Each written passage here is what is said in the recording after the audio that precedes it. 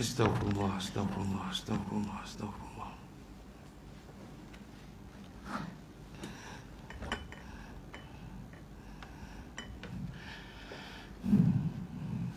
Bismillahirrahmanirrahim.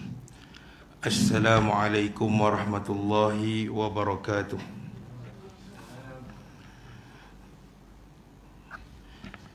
Kita buka majlis kita dengan umul kitab Al-Fatihah. A'udzu billahi minasyaitonir rajim. Bismillahirrahmanirrahim. Alhamdulillahi rabbil alamin. Ar-Rahmanir Rahim. Maliki yaumiddin. Iyyaka na'budu wa iyyaka nasta'in. Ihdinas siratal mustaqim.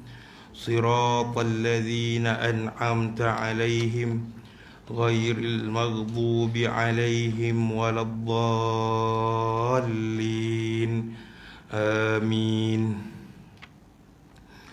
Bismillahirrahmanirrahim. Alhamdulillahi rabbil alamin. Wassalatu wassalamu ala rasulil amin. Sayyidina Muhammadin wa ala alihi wa sahbihi ajma'in.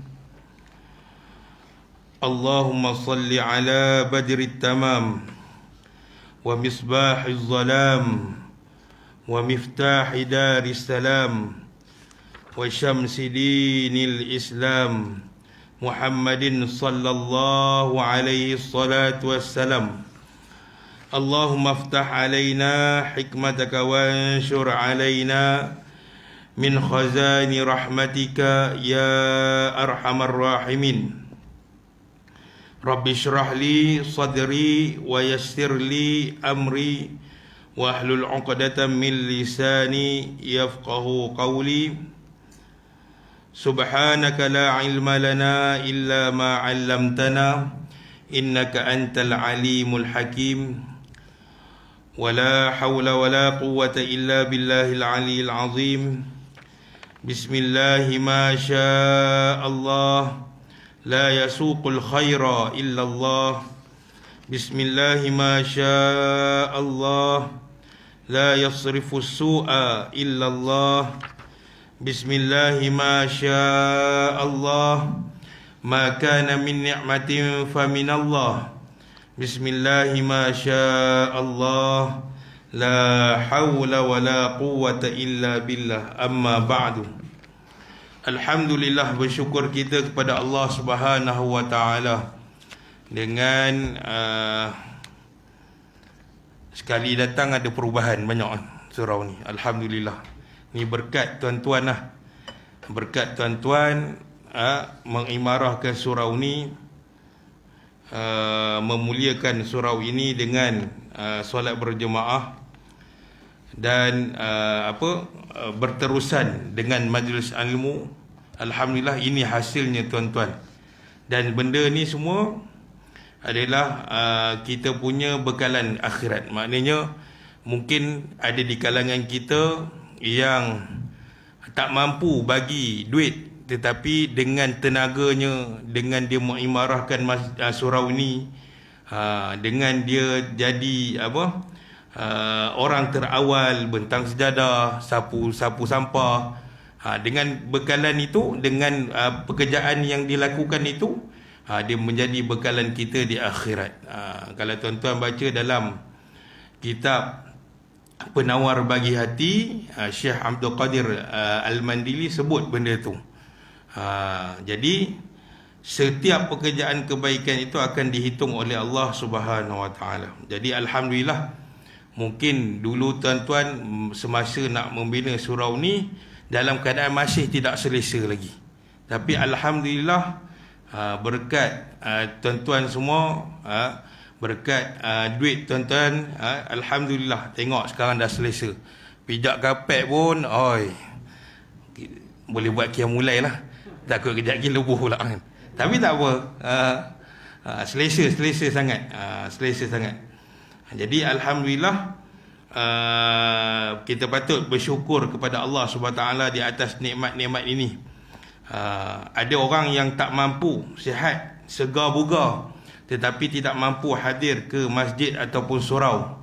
Ada orang yang sakit, dia pula yang bertungkul lumus, berusaha untuk datang ke surau dan masjid. Jadi tuan-tuan yang sihat ni tergolong dalam orang-orang yang baik. Bukan saya kata di luar sana tak baik, kerana kata ulama, talabil ilmi min alamatil khair, kata ulama. Orang yang duduk di dalam majlis ilmu, itu tanda kebaikan Allah nak berikan kepadanya. Kita cakap bukan berdasarkan mulut kita saja, tapi kita berpandukan ulama, berpandukan Al-Quran, berpandukan Sunnah. Jadi semua itu adalah nikmat yang Allah berikan kepada kita, terutama yang paling besar sekali, iaitu nikmat iman dan Islam. Jadi hari ini macam-macam kerenah di negara kita. Ada yang keluar agama dengan politiknya, dengan macam-macamnya, dengan virus tak selesai-selesai lagi. Semua ini adalah cabaran, tapi semua itu tidak mematahkan semangat kita untuk menuntut ilmu. Selawat dan salam ke atas junjungan besar Nabi SAW, penghulu bagi sekalian manusia. Kata Nabi SAW, ana sayyidi waladi Adam. Kata Nabi SAW, aku adalah penghulu, sayyidi. Sayyidi ni tuan, bos. Aku ini penghulu bagi kaum anak Bani Adam, anak cucu Bani Adam, iaitu di kalangan manusia. Jadi semua orang, termasuk para anbiya terdahulu, teringin nak duduk di bawah liwa'ul Muhammad, iaitu di bawah panji Rasulullah sallallahu alaihi wasallam. Dan Rasulullah, Allah berikan mandat kepadanya syafaat uzma, iaitu syafaat yang besar, yang semua orang yang beriman nak duduk di bawah naungan keberkatan Rasulullah sallallahu alaihi wasallam. Jadi alhamdulillah, itu pun satu anugerah nikmat yang Allah berikan kepada kita. Allah jadikan kita ini umat akhir zaman. Kata Nabi SAW dalam hadis yang bermaksud, aku merindui ikhwan, kata Nabi SAW. Lalu sahabat bangun. Ketika tu Nabi tengah bagi ceramah di depan sahabat-sahabat. Lalu sahabat bangun, ya Rasulullah, bukankah kami semua ni, sahabat yang bangun tu tunjuk, bukankah kami semua ini adalah ikhwan? Maka Rasulullah kata, la, kamu ni bukan ikhwan, tetapi kamu semua ini adalah ashabi. Kamu ini adalah sahabat-sahabatku. Taraf sahabat, peringkat sahabat, ada dia punya peringkat-peringkat. Ada yang memang 10 golongan dijamin syurga, semua sahabat masuk syurga. Tetapi dia ada peringkat-peringkatnya. Macam kita lah, dalam pejabat ada bos, ada setiausaha, ada pekerja biasa, macam tu. Jadi Nabi kata, kamu ni bukan, kamu ni ashabi, sahabat-sahabat aku. Maka datang, bangun lagi seorang sahabat, siapakah ikhwan itu ya Rasulullah? Mereka ini tidak pernah melihat aku, mereka ini tidak pernah mendengar percakapanku, mereka ini tidak pernah berjumpa denganku, tetapi mereka ini beriman denganku dan melaksanakan sunnah-sunnahku. Siapa dia? Umat akhir zaman. Kita lah. Semoga Allah jadikan kita dalam golongan ikhwan yang dinyatakan oleh baginda Nabi SAW. Tuan-tuan Bilal, tuan-tuan Imam, tuan-tuan Guru, tuan-tuan Bilal, hadirin yang dirahmati oleh Allah sekalian. Jadi kita masih berada dalam bab yang keempat, iaitu adab mandi, tetapi di hujung-hujung lah. Okey, dan kita membahaskan tentang perkara yang wajib dalam wuduk. Kalau tengok dekat kitab tuan-tuan tu, siapa yang ada kitab boleh tengok di situ. Iaitu kita dah bahaskan 3 perkara. Yang pertama niat, yang kedua membasuh muka sekali, yang ketiga membasuh kedua tangan sampai ke 2 siku juga sekali. Kita nak masuk yang keempat. Baik. Yang keempat, kata pengarang. Siapa pengarang dia? Tuan-tuan ingat, dan saya pesan untuk diri saya juga, ingat sampai mati. Bila orang tanya siapakah nama penuh Imam Ghazali, senang saja. Nama dia Abu Hamid Muhammad bin Muhammad. Ingat nama Rasulullah cukup. Gelaran dia Abu Hamid. Abu Hamid. Orang Arab dia suka letak gelaran. Rasulullah pun dipanggil Abu Qasim. Abu tu siapa dia? Abu tu bapa, Qasim tu kepada Qasim. Kan nama anak Nabi ada Qasim kan. Jadi gelaran itu kepada Rasulullah. Jadi Imam Ghazali gelaran dia Abu Hamid. Nama dia Muhammad bin Muhammad. Cukup. Al-Ghazali. Al-Ghazali ni ada khilaf ulama. Al-Ghazali ni dikatakan sebagai ulama, Imam Ghazali ini dilahirkan di satu tempat yang bernama Ghazal. Jadi ada lagi satu pandangan saya tak ingat. Pandangan tu pun boleh diguna pakai, tak ada masalah. Contoh macam saya duduk di Lahad contoh. Jadi disandarkan nama saya itu pada tempat tinggal saya. Contohnya Nur Farid bin Nur Zilan Al-Lahati. Boleh. Tapi pelik no. Tapi kalau Perak jangan tukar kepada B pula, sebab orang Arab dia tak reti sebut huruf P. Jangan tukar Perak tu kepada huruf B. Jadi lain macam. Kononnya nak nampak Arab kan. Jadi gelaran tu biarlah bersesuaian. Okey. Dipanggil apa? Dipanggil kunyah. Kunyah dalam bahasa Arab.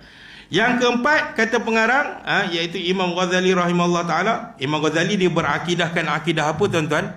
Akidah Ahlussunnah wal Jamaah. Mazhab apa? Mazhab Syafi'i. Menyapu sebahagian daripada kepala sekali. Sebahagian, bukan menyapu rambut kalau dalam wuduk. Dia yang kita bincang ni dalam bab mandi wajib. Tapi kenapa Imam Ghazali dia masukkan bab wuduk? Kerana disunatkan ataupun bukan disunatkan, boleh dalam boleh kita buat wuduk sebelum mandi ataupun setelah mandi. Maknanya selepas tuan-tuan mandi wajib, tuan-tuan ambil wuduk, ataupun sebelum mandi wajib tuan-tuan ambil wuduk, maka bila habis perkara yang tuan-tuan buat tu, maka terus boleh solat. Tapi kenal pasti ketika tuan-tuan mandi tu kan, tuan-tuan ambil wuduk dulu, maka selepas tu barulah tuan-tuan jirus air untuk mandi wajib. Maka setelah tu kalau tidak ada perkara yang membatalkan wuduk tadi semasa dalam mandian itu, tuan-tuan tak buat perkara yang membatalkan wuduk, maka tuan-tuan boleh pakai kain, pakai baju Melayu, solat terus. Tapi kalau sebelum tu tuan-tuan mandi wajib, tuan-tuan ambil wuduk dulu, tapi dalam masa mandi wajib tuan-tuan gosok badan kan, terkena pada kemaluan, kemaluan depan ataupun belakang, maka batallah wuduk. Mandi wajib tak batal. Mandi wajib terbatal apabila ada perkara-perkara hadas besar tu. Maknanya dua serangkai lah dalam perkara mandi ni. Mandi wajib dilakukan, wuduk pun dilakukan. Ni kita dah bahas dah tentang ataupun ustaz-ustaz yang lain telah bahaskan tentang bab fiqh. Tapi sebagai refresh, kata guru saya, jangan jemu apabila seorang yang menyampaikan itu dia mengulangi banyak kali tentang perkara itu, kerana ulangan itu dia memperingatkan kita kepada perkara tersebut. Jadi kita tak perlu jemu dalam menuntut ilmu ni. Kalau guru saya tu dia ajar bab akidah, dalam bab akidah tu mesti dia akidah Ahlussunnah wal Jamaah, mesti dia akan sebut banyak kali akidah kita. Dia akan sebut akidah kita berlandaskan kepada ulama Ahlussunnah wal Jamaah. Macam mana akidah Ahlussunnah wal Jamaah? Allah ada tanpa tempat. Kejap lagi dia syarah panjang-panjang, kejap lagi sampai satu bab yang lain dalam bab akidah, Allah ada tanpa tempat. Masuk bab lain, dia ulang lagi perkara tu. Jadi dia pesan kepada kami, setiap ulangan tuan guru yang sampaikan kepada kita itu berkemungkinan perkara itu menjadi perkara penting dalam hidup. Sebab hari ni ada orang kata Allah duduk di atas arasy, macam-macam. Kita tak nak bahas sebab tu. Jadi tuan-tuan kalau jumpa orang yang cakap Allah ada di mana-mana, Allah ada dalam hati manusia, Allah wujud dengan makhluk, Allah bersekali dengan makhluk, macam Kristian, Trinity. Allah, Tuhan tu satu, tapi dalam satu tu ada tiga, dalam tiga tu ada satu. Maka itu tidak benar. Itu telah mendustakan Al-Quran, kerana Allah sebut walam yakul lahu kufuwan ahad. Allah ini tidak sama dengan makhluk. Jadi menyapu sebahagian kepala, dalam mazhab Syafi'i boleh, sama ada sebahagian tepi, belakang, janji masih dalam kawasan kepala. Tapi kalau jambang, tuan-tuan tak boleh. Kata malas nak tanggal seban, saya malas nak tanggal seban. Jadi menyapu kepala tu saya gantikan rambut yang ada di pipi. Ini tidak termasuk di kepala. Sama juga perempuan, kita dah bahas dah. Perempuan yang rambut panjang, kita kena ukur rambut dia, setakat mana yang boleh kita sapukan. Kalau kata rambut itu tumbuh pada had kepala sampai tengkuk sini saja, maka itulah ukuran rambut di kepala. Adapun kalau dia malas nak tanggal telkung, dia ambil air, dia sapu di hujung rambut. Katalah rambut dia panjang sampai pinggang, dia sapu yang paling hujung, maka tak sah dia punya wuduk. Itu bukan bahagian kepala, itu dah bahagian ke badan lah. Itu sekali ni yang wajib. Adapun yang kali kedua, kali ketiga, itu sunat. Jadi yang sekali inilah yang tidak dibenarkan, ataupun kita tak boleh masukkan air yang lain. Contoh, sebab itu kalau kita faham kepada fiqh, bila kita nak renovate masjid ataupun surau, kita kena tahu ukuran dari kepala paip ke kepala paip yang nombor 2. Sebab apa? Takut kadang-kadang kawan kita yang sebelah ni, dia ambil tu, dia bantai dekat muka dia, terpecik air yang dah kena kat muka dia, terpecik pada tadahan kita yang pertama tu. Maka tak boleh, itu dah jadi air mustakmal. Maknanya basuhan yang pertama tu jangan bagi ada air yang dah terkena anggota masuk ke dalamnya, kerana dia akan jadi mustakmal. Adapun basuhan yang kedua, katalah basuhan yang pertama wajib, basuhan yang kedua tu sunat. Katalah kita basuh kepala, lepas tu air yang kepala tu jatuh dalam tadahan yang kedua, itu tidak mengapa. Itu tidak mengapa. Dalam bab mandi wajib dia tak termasuk dalam macam tuan. Jenuh kalau kita kata, ustaz kata setiap air yang basuhan yang pertama tak boleh terpecik dah, ataupun tak boleh dah masuk dalam kolah. Jadi kita mandi kolah, sekali kita jirus terpecik masuk dalam kolah tu, maka kita buang air kolah tu sebab air mustakmal. Bukan. Dalam bab mandi wajib dia tak termasuk. Ini hanya dalam bab wuduk. Maknanya basuhan pertama jangan bagi air yang lain masuk, yang air itu dah terkena pada anggota. Kerana kalau terkena masuk dalam tadahan itu, dia dah jadi air mustakmal. Sedangkan wuduk kita kena ada air yang mutlak. Baik. Yang kelima, membasuh kedua kaki sampai ke buku lali. Sekali. Ini kita laju sikit kan, iaitu basuh sampai, kalau boleh atas sikit lah. Sebab kalau sampai kata ni buku lali, kalau betul-betul sampai, takut ada sebahagian di atas buku lali tu tak kena. Jadi kena lebih sikit. Basuhan tu lebihkan sikit supaya ia sah lah kan. Tapi bukanlah sampai lenjun. Ada orang yang hari ni dia ambil wuduk, dia ragu-ragu 2-3 kali, aku dah baca niat ke belum, habis basah, masuk masjid, masuk surau, jubah habis basah dah. Itu ragu-ragu ni macam mana nak ubat dia tuan-tuan? Ikut sunnah Nabi setiap hari tidak terlepas daripada mulut Nabi untuk beristighfar kepada Allah sebanyak 100 kali minimum. Maknanya ragu-ragu ni datang daripada siapa? Syak wa sangka. Siapa yang buat kita ragu-ragu tu? Syaitan. Jadi kita baca astaghfirullahal azim alladzi la ilaha illa huwal hayyul qayyum wa atubu ilaih. Ataupun kita hafal sayyidul istighfar, Allahumma anta rabbi la ilaha illa anta, sampailah habis istighfar. Sebab kita ni penuh dengan dosa. Jadi Nabi yang confirm syurga pun beristighfar, apatah lagi kita ni yang penuh dengan dosa. Semoga Allah ampunkan kita semua, zuriat kita dan pasangan kita, insya-Allah. Dan yang keenam adalah tertib. Kena tertib. Tak boleh kepala dulu, tak boleh tangan dulu, mesti ikut tertib yang telah digariskan oleh yang telah diajarkan oleh Rasulullah dan diajarkan oleh ulama-ulama kita. Kalau tengok dalam rukun-rukun dalam bab ibadah Imam Syafi'i, mazhab Syafi'i, pastinya ada tertib. Kerana Imam Syafi'i, bukan saya nak katakan imam yang 4 lain tu tak tertib. Imam Syafi'i dia sangat terperinci dalam bab ibadah. Dia sangat rigid dalam bab ibadah. Tapi bukanlah kita katakan apa yang Imam Syafi'i buat itu menyusahkan umat akhir zaman, tidak. Tetapi kita boleh tengok orang panggil kesempurnaan ibadah tersebut.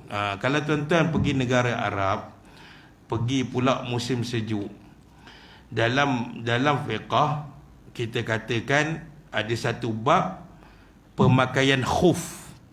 Khuf ni apa tuan-tuan? Stokin kulit. Tapi sekarang stokin kulit tak ada. Semua PVC. Stokin yang kita pakai pergi kerja tu stokin kain. Yang orang Arab pakai bila datang musim sejuk yang amat sangat. Sebab itu dalam fiqh ada rukhsah, iaitu boleh memakai khuf. Syarat nak mengambil wuduk di atas ketika kita memakai khuf.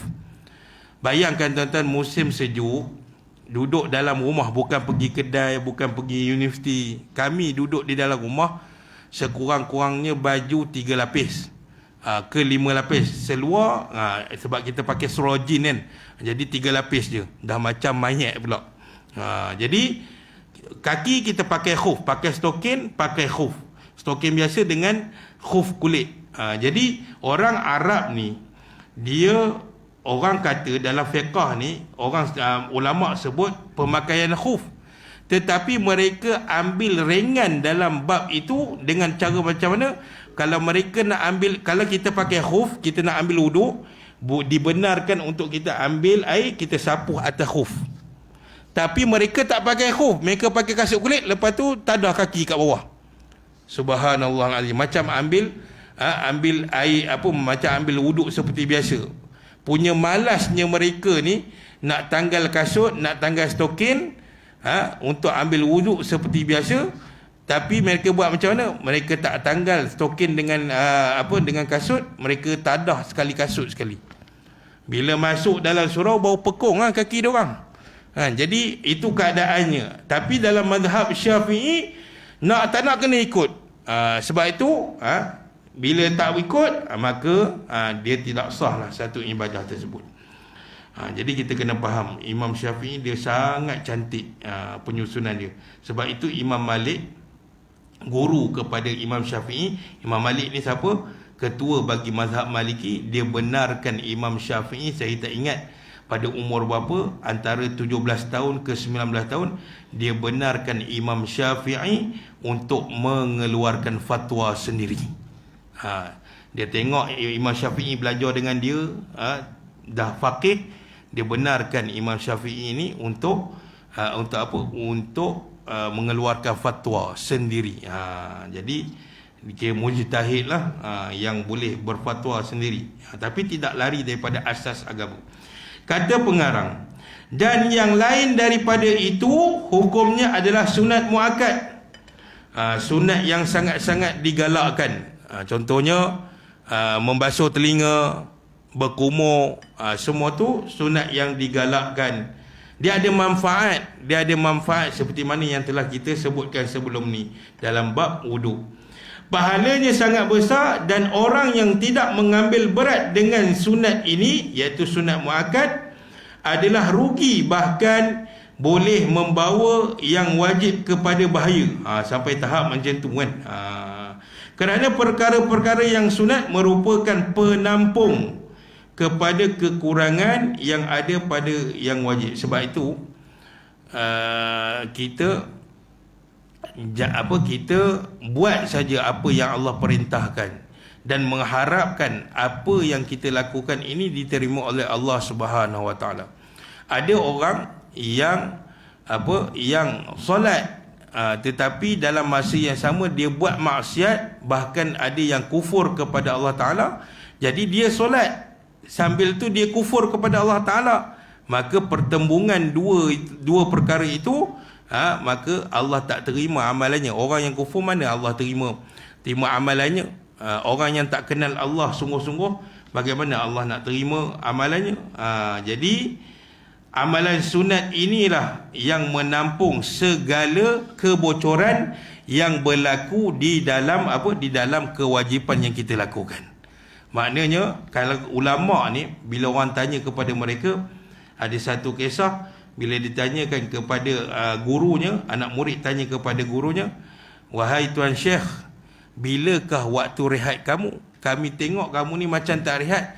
Pergi berdakwah, balik berdakwah, duduk dekat markas ataupun duduk dekat tempat belajar tu, guru je tak tidur, bangun malam pula tu." Jadi anak murid terdetik dalam diri mereka ni tanya, "Wahai Tuan Syekh, Tuan Guru, bilakah waktu rehat kamu? Kami tengok kami sedang tidur, bila kami terjaga tengok kamu buat solat sunat bangun pagi." Kata gurunya, waktu rehatku adalah dalam melakukan solat-solat sunat. Itu waktu rehat mereka.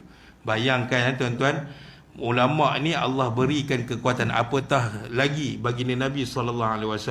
Sebab itu Rasulullah mampu menyebarkan dakwah Islam ini sehingga ke seluruh pelosok dunia. Kekuatan Rasulullah ini digambarkan oleh para ulama. Kekuatan Rasulullah ini, Rasulullah seorang, kekuatannya bersamaan dengan 40 orang Arab Badui. Maknanya 40 orang Arab Badui ni kan kasar, dan mereka ni kuat. Kalau di Jordan saya pernah melihat orang Arab Mesir, dia macam orang Indon yang bekerja di Malaysia lah, orang Arab Mesir yang duduk di Jordan. Satu hari tu saya tengok mereka mampu membawa dalam 5 pack ataupun 5 bungkus, 5 guni tepung, yang satu guni tu 50 kilo. Tak mustahil lah berlaku pada zaman Nabi Musa. Bagaimana tentera-tentera Firaun mampu buat piramid yang bongkah dia bukan bata yang buat rumah sekarang, besar-besar. Jadi kekuatan mereka sangat-sangat luar biasa. Jadi kekuatan besarnya saiz para anbiya dulu, contohnya Nabi Adam, tingginya saja 70 hasta dan lebar dia saja 7 hasta. Dan ulama mengatakan bagi ahli-ahli syurga, apabila Allah takdirkan mereka ini masuk ke dalam syurga, saiz ahli syurga ini, saiz badan ahli syurga ini sama dengan seperti mana Nabi Adam AS. 70 hasta tinggi, 7 hasta lebar. Subhanallahal azim. Jadi itu kekuatan orang-orang dahulu. Jadi perkara-perkara sunat ini dia menampung kepada perkara amalan wajib yang kita lakukan. Kadang-kadang kita tak perasan dalam perkara yang wajib kita lakukan itu ada kesalahan. Contohnya dalam bacaan Al-Fatihah, kita baca je, sedangkan orang yang alim duduk di belakang kita dengar, lalu dia tegur kita, "Ya Allah, rupanya umur kita 33 tahun, selama ni kita solat dalam keadaan Fatihah kita tidak betul." Subhanallahal-azim. Bila Fatihah tak betul, sah, agak-agak sah tak? Maka tak sah. Bila tak sah, jadi macam mana? Wajib ke atas kita untuk pergi belajar. Dan jadi tak sah tu, sebab apa? Sebab Al-Fatihah ini termasuk dalam rukun solat. Jadi sebelum tu kita tak tahu, mungkin dia maafkan, dan kita sendiri kena ambil inisiatif mengqadakkan solat-solat tersebut. Jadi tak ada masalah. Jadi kita beralih pada muka surat seterusnya 42. Kita nak masuk dalam perbahasan seterusnya, iaitu dalam bab yang kelima, adab-adab bertayamum. Ini masih lagi dalam perbahasan tentang bersuci. Kitab-kitab fiqh tuan-tuan beli dalam bahasa Melayu, mesti kitab fiqh dimulakan dengan bersuci. Kerana syarat sah setiap ibadah itu adalah bersuci. Baik daripada badan, suci daripada badan, suci pada tempat dan suci pada pakaian. Jadi tuan-tuan, saya nak ajar sikit. Bagi yang siapalah, tak kira lah, Tok Siak ke, yang datang awal ke surau ke, pastikan pastikan mic kita panjang kan, pastikan mic kita itu tidak ada pada talinya tu najis. Sebab apa? Kalau najis, contoh kalau 1, 2 tak apa, dimaafkan. Tapi kalau tahi cicak contoh terlalu banyak, ataupun kita tak sedar kucing masuk kan, kucing masuk, kita tak sedar, tak bau pula sebab dah lama dah kering. Jadi kita tak perasan dekat ujung situ wire tu terkena pada najis kucing contoh. Jadi kita kena pastikan. Maka bila imam gantung dekat sini, maka bila setelah solat baru imam perasan, bagi salam, Assalamualaikum warahmatullahi, sebelah kiri ada najis, maka dipersilakan bangun solat semula.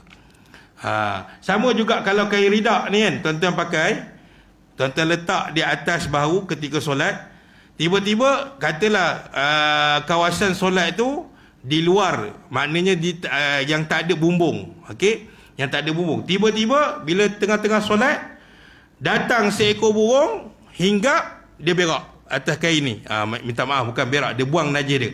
Maka tuan-tuan tak boleh pakailah, dan tuan-tuan tak boleh ambil campak. Tuan-tuan kena buat macam mana cara dia? Tuan-tuan kena quiz, maknanya dalam keadaan macam tu kena campak macam tu. Dia kalau kita ambil, maknanya kita menanggung najis di dalam solat tu. Bila menanggung najis dalam solat itu contohnya, maka solat kita tidak sah. Contoh lagi sekali, bila najis burung ada di atas kain ni, maka kita jangan ambil, kita letak tepi. Maknanya kita ambil pelan-pelan, kita letak tepi. Tak boleh. Dia kena, bahasa kasar dia, campak lah, campak. Datuk Ustaz, kalau kita tak ada kain ridak tapi jubah macam mana? Hinggap burung, lalu burung buang najis atas ni, maka kita terpaksa batalkan solat kita. Takkan kita nak campak baju kita kan? Jadi kita kena macam tu. Kalau kita perasan di kopiah kita, kalau kopiah benda yang mudah ditanggal, maka kita kena campak. Jangan ambil letak, jangan. Itu maknanya sepanjang kita ambil dan kita nak letak, itu maknanya kita menanggung najis tersebut.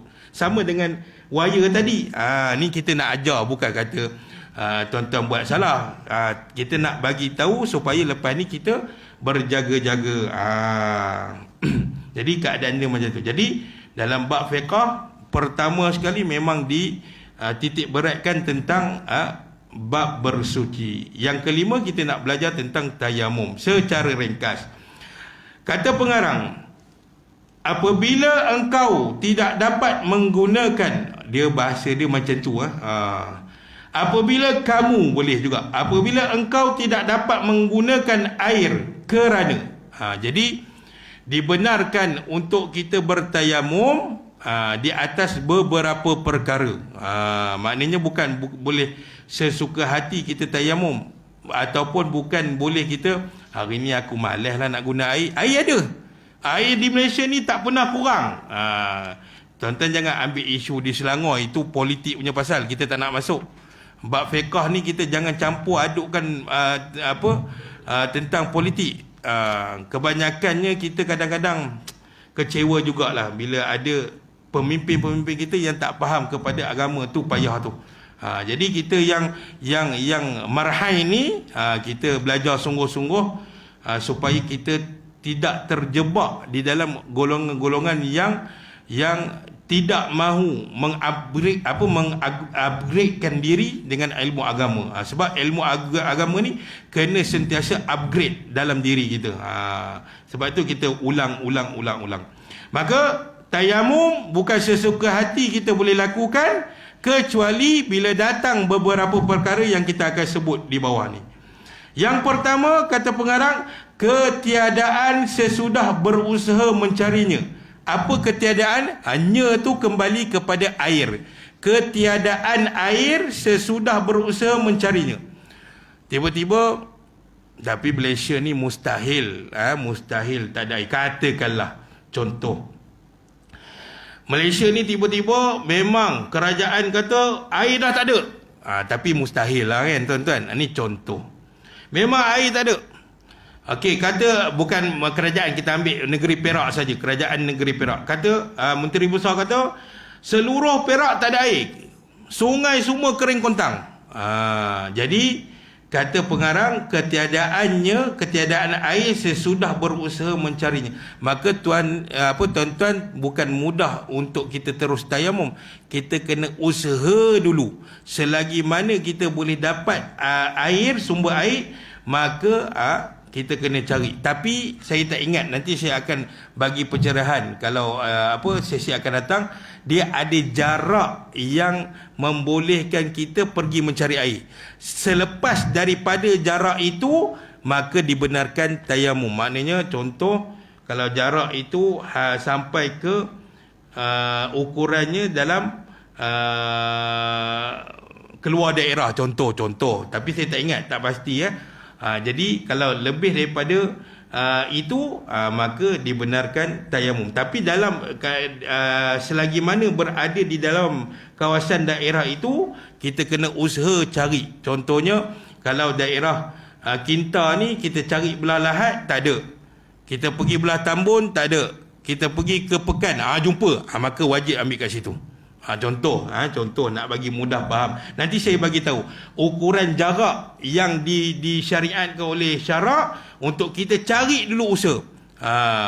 Kalau ada satu botol besar, ni botol kecil. Kalau ni dia ada perbahasan, nanti kita sampai. Kalau ada air sebotol pun kita boleh guna. Tapi dengan kadar, bukan seperti mana kita pakai air pahit tu, bukan.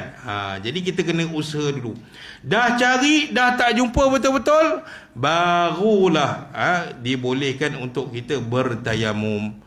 Contoh kalau krisis air di Malaysia ni kejap je, tiba-tiba tengah basuh pinggan air tak ada. Ataupun kita dah dapat memo, hari ni kita dapat memo daripada Lembaga Air Perak, kata esok daripada jam 8 pagi sampai 8 malam tak ada, sebab air tak ada sebab paip bocor. Itu tidak dikira sebagai hilangnya punca air, tidak. Masih ada air tu, cuma dia terhenti sekejap, maka terhenti sekejap, dia perlu pergi ke surau. Surau ada air lagi.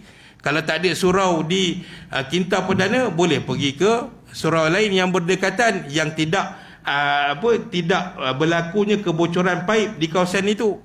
Jadi kena usaha sampai jumpa.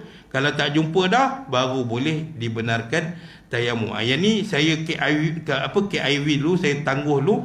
Nanti saya akan cuba cari ukuran jarak perjalanan yang perlu kita cari air tersebut. Yang kedua, atau sebab uzur sakit. Bukan semua uzur dibolehkan untuk kita bertayamum. Uzur maksud di sini adalah apabila seorang yang sakit dan doktor yang amanah kepada ilmu kedoktorannya, dia mengatakan bahawa pakcik ni, ayah kamu ni memang tak boleh kena langsung, kulitnya memang tak boleh kena langsung air. Kalau dia terkena air ataupun basah kulit ayah kamu ni, maka akan lagi merebak penyakit ayah kamu. Maka baru dibenarkan tayamum. Doktor pula, kata ulama, kita tak boleh ambil gitu saja. Kita kena tengok kepada doktor tersebut. Terutamanya kita utamakan kepada doktor yang Muslim, kerana dia mengikut keimanan yang diajarkan oleh baginda Nabi SAW. Sebab itu kadang-kadang, tapi nak apakan daya tuan-tuan kan, kita bukan semuanya kaya. Contohnya bila isteri kita nak bersalinan, sepatutnya kita kena hantar kepada doktor ataupun hospital yang ada doktor Muslim. Tapi saya percaya hospital besar Ipoh Bainu ni, memang semua doktor yang menyambut kelahiran bayi semuanya perempuan dan Muslim. Setakat ni lah yang saya faham. Bila saya tengok, jadi semua tak ada masalah. Jarang berlaku ada doktor yang lelaki. Kerana apa? Bila kita ada doktor lelaki menyambut kelahiran bayi, itu telah mendedahkan aurat isteri kita, telah mengaibkan isteri kita. Jadi kita usaha sebaik mungkin, selagi kita boleh usaha untuk mengelakkan daripada perkara-perkara itu, kita elakkan. Jadi yang kedua ni kata pengarang, sebab uzur sakit, dan bukan semua sakit dibenarkan untuk bertayamum. InsyaAllah tuan-tuan, pada sesi yang akan datang kita akan sambung pada nombor 3, iaitu atau ada halangan daripada sampai mencapai air disebabkan adanya binatang buas atau sebab ditahan di dalam penjara. Nanti kita akan bahas insya-Allah. Mohon maaf mengambil masa tuan-tuan yang agak lama. Mohon maaf kalau ada terkasar bahasa. Kita akhiri dengan bacaan doa. A'udzubillahi minasyaitonirrajim.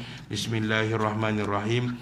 Alhamdulillahirabbil alamin wassalatu wassalamu ala rasulil amin sayyidina Muhammad wa ala alihi wa sahbihi ajmain. Rabbana la tuzigh qulubana ba'da idh hadaitana wa hab lana min ladunka rahmah innaka antal wahhab. Rabbana hab lana min azwajina wa dhurriyyatina qurrata a'yun waj'alna lil muttaqina imama. Rabbana atina fid dunya hasanah wa fil akhirati hasanah wa qina adzabannar. Walhamdulillahi rabbil alamin. Saya akhiri dengan assalamualaikum warahmatullahi wabarakatuh.